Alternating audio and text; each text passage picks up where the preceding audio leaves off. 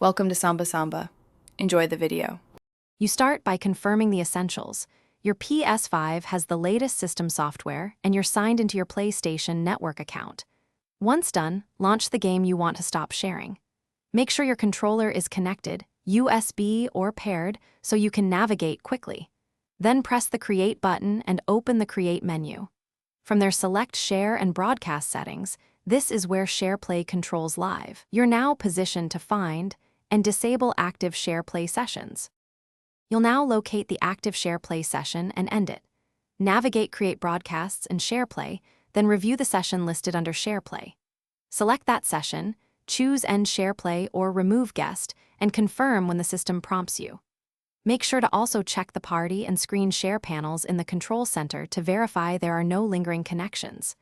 Once you end and confirm, the other player will be removed and control or streaming stops immediately. Finish by turning off Shareplay so it won't reconnect. Go to Settings, Users and Accounts Privacy, find Shareplay options and disable them. If the session refuses to end, restart the Ps5 and sign out any guest accounts, then recheck Shareplay status from a local party test.